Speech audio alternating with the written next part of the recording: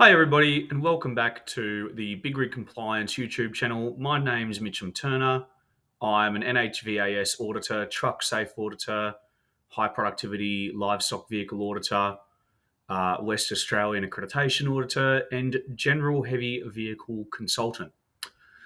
So I've been doing these videos last year and I want to get back into it just to help people out, answer some FAQs and put some little tidbits out to industry that can help. I've been a bit slow in 2025, but we're doing 3 new videos today. This video is going to be about how to book your NHVAS audit. And we just need to note here that the NHVR Portal has now been renamed NHVR Go. It's basically the same thing, except that it seems to have a small color palette change and a rebrand of name. Let's get into it.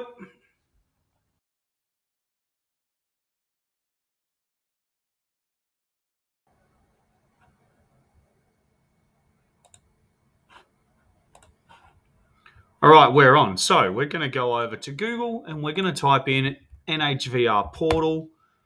Like I said, the NHVR Portal is rebranded to NHVR Go. As you can see, the portal terminology still exists. It's a bit of crossover at the moment. If you search Portal or Go, you get the correct thing. We click the login button up on the right-hand side here. Now, my password is saved, so I'm going to go mitchamturner@outlook.com.au, which is my business email if you need to talk to me, and click continue. Now, the regulator has introduced something called multi-factor authentication with the NHVR Go, which we're going to go through now. My password's already there, so I enter it in, continue. And now I can choose, they're going to send me a code, I can choose where it goes. So I'm going to go phone, I'm going to go send code, and yes, you have to click, yes, I want it on the phone. Now I want it to send a code. Type in my little code.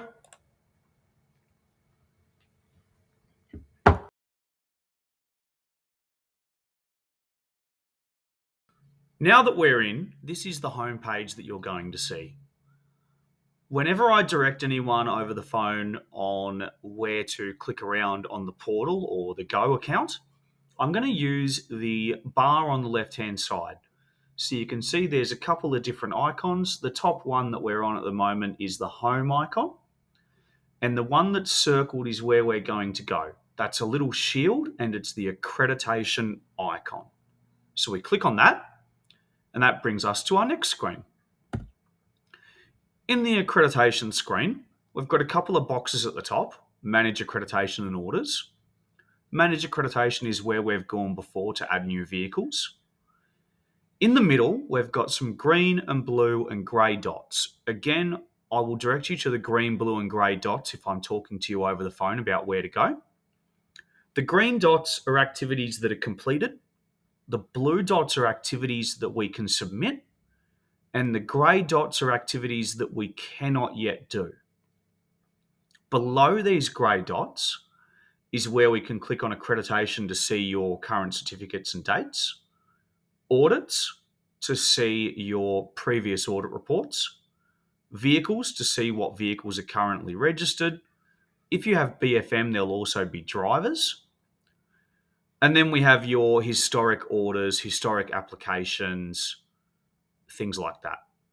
So we have a blue bell here, and underneath the blue bell is a little notify us in blue. If we click on the notify us, this will allow us to enter into the application.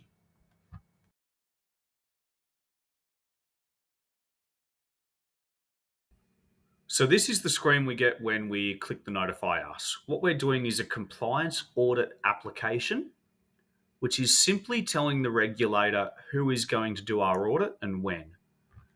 If you read what it says here, it says we must tell the regulator at least 28 days prior so that the regulator can either accept or reject the auditor.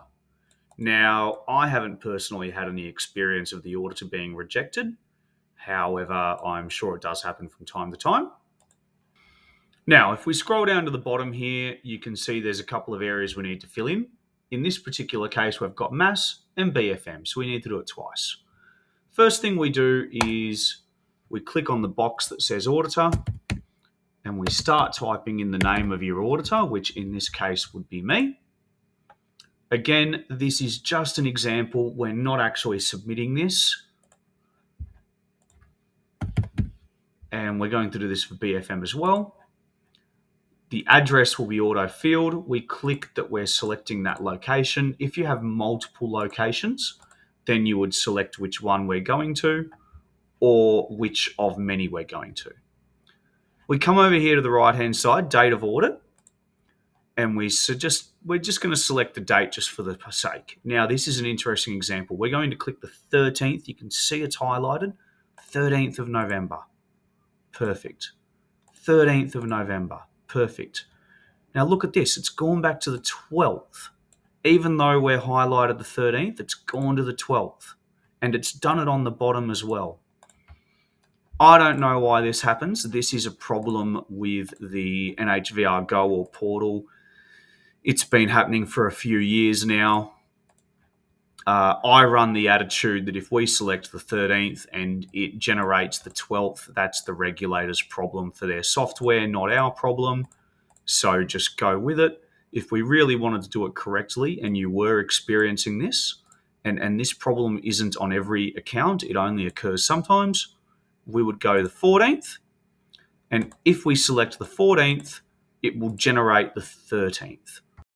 Then we click all the way at the bottom. We say, yes, the date has been confirmed with the auditor, and we click next.